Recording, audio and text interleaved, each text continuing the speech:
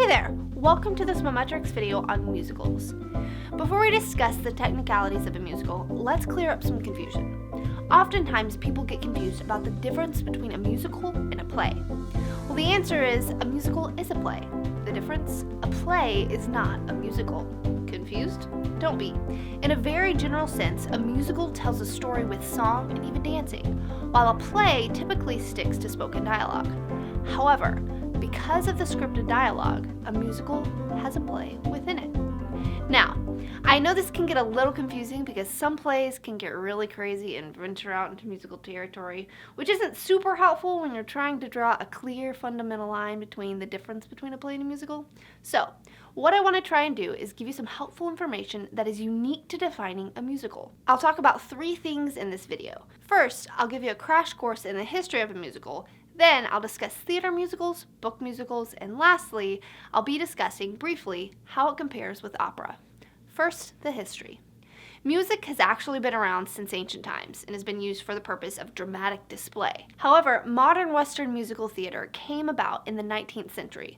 The orthodox structure of a musical was established by Gilbert and Sullivan in Britain and Harrigan and Hart in America. The librettist W.S. Gilbert and the composer Arthur Sullivan were a Victorian-era duo who collaborated on 14 different musicals. Edward Harrigan was an actor, singer, dancer, playwright, lyricist, and theater producer. Tony Hart helped in the success with his charm and incredible voice.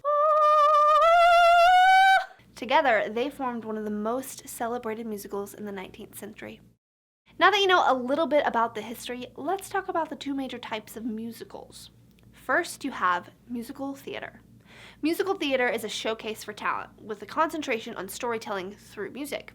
This is generally the avenue taken when you want to showcase incredible vocal talent, instrumental talent, and even things like acting and dancing.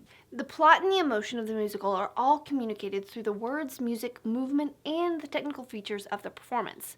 There's not a set length for a musical. It can vary from a quick 1 act to quite a few acts, and hours and hours in length. Generally, musicals are 1.5 to 3 hours in length, with 2 acts, the first typically being longer than the second, with a short intermission. Secondly, you have book musicals. Now, book musicals are very similar in structure to theater musicals. The main difference is the concentration on a strong storyline rather than really strong talent. Don't get me wrong, there's really great talent in book musicals, oftentimes even better, but the focus is on the story and the drama of the events taking place.